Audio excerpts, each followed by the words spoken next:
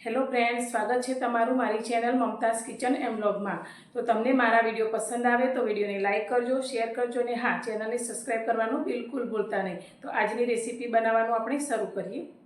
તો મિત્રો, આજે આપણે બનાવીશું મમરાના લાડુ। તો મોઢામાં મૂકતા જ ઓગળી જાય તેવા એકદમ સોફ્ટ એવા આપણે લાડુ તૈયાર કરીશું। અને આ લાડુ બનાવવા માટે આપણે ના ઘીનો ઉપયોગ કરીશું, ના દૂધ, ના માવો, ના મિલ્ક પાવડર અને ના તો ગેસને આપણે ચાલુ કરવાનો છે।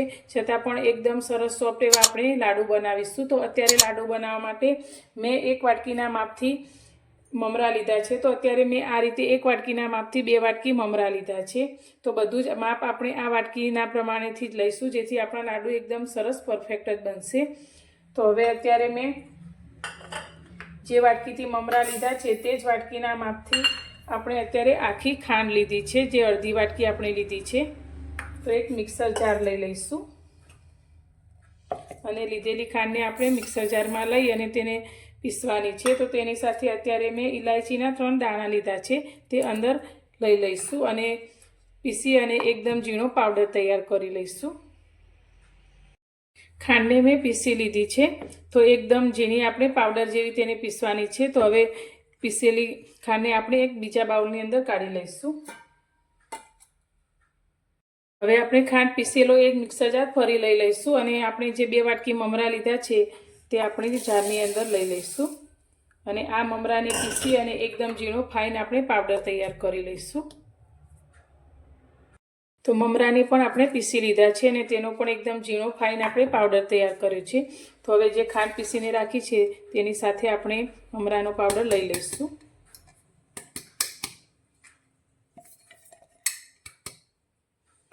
હવે આને આપણે થોડી વાર માટે સાઈડમાં મૂકીશું અને અત્યારે એક બીજો બાઉલ લઈ લઈશું। હવે તેની અંદર અત્યારે મેં અડધી વાટકી દૂધની ફ્રેશ મલાઈ લીધી છે। જે વાટકીથી આપણે મમરા લીધા છે તે જ વાટકીના માપથી અત્યારે આપણે મલાઈ લીધી છે।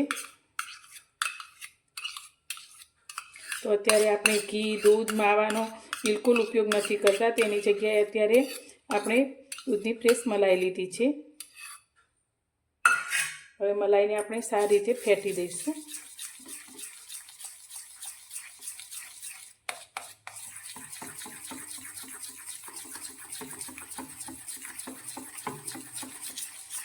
તો એકદમ સરસ રીતે મિક્સ કર્યા પછી અત્યારે હવે આપણે 1 વાટકી કોપરાનું છીણ લીધું છે, સૂકા નારિયેળનું। તેમાંથી મેં 2 ચમચી જેટલું છીણ સાઈડમાં મૂક્યું છે અને આપણે પોણી વાટકી જેટલું છીણ મલાઈની સાથે લઈ લઈશું। તો આનાથી જે લાડુનો ટેસ્ટ આવશે એકદમ કોપરા પાક જેવો આવશે અને તેને સારી રીતે મિક્સ કરીશું।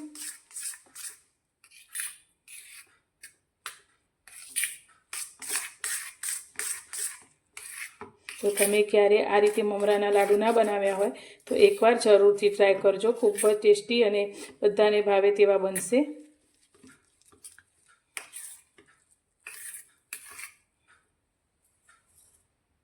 હવે મમરા અને ખાંડને આપણે સારી રીતે મિક્સ કરી લઈશું।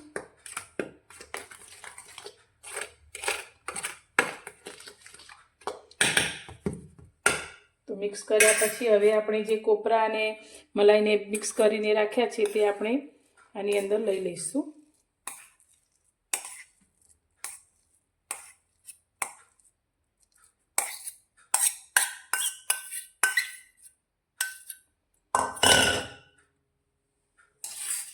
હવે આપણે હાથથી બધી જ વસ્તુને સારી રીતે મિક્સ કરીશું।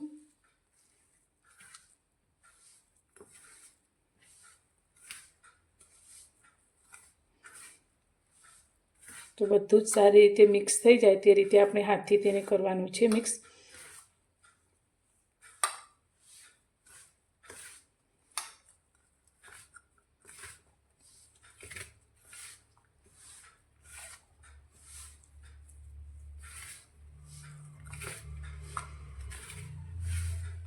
તો આપણા આ લાડુ એટલા ટેસ્ટી બને છે કે તમે જેને પણ આપશો તેમને ખબર પણ નહીં પડે કે તમે આ લાડુ મમરામાંથી બનાવ્યા છે। તેટલા ટેસ્ટી આપણા આ લાડુ બને છે અને બનાવવા પણ એકદમ સરળ।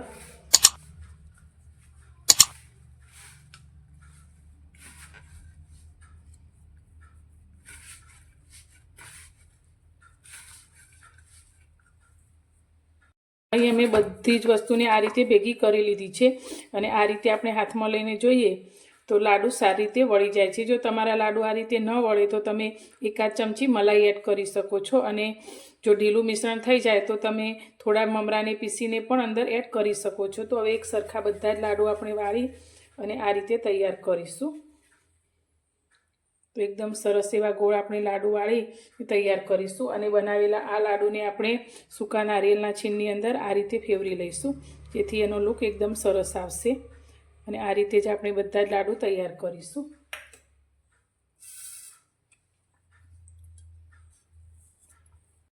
તો મિત્રો બધા જ લાડુને મેં વાળીને તૈયાર કરી લીધા છે. તો આટલા મિશ્રણમાંથી આપણને 12 થી 13 જેટલા લાડુ બન્યા છે મીડિયમ સાઇઝના. તો એકદમ સરસ સોફ્ટ મોઢામાં મૂકતા જ ઓગળી જાય તેવા પોચા. તો તમે જોઈ શકો છો એકદમ સરસ એવા આપણા લાડુ બનીને તૈયાર થયા છે. તો તમને આજની આ રેસીપી કેવી લાગી તે મને કોમેન્ટમાં જરૂરથી જણાવજો અને પસંદ આવી હોય તો વિડીયોને લાઇક કરજો, શેર કરજો અને મારી ચેનલ પર નવા છો તો ચેનલને સબસ્ક્રાઈબ જરૂરથી કરજો અને એકવાર તમે આ લાડુને જરૂરથી ટ્રાય કરજો. તો ફરી મળીશું એક નવી જ રેસીપી સાથે નવા વિડીયોમાં.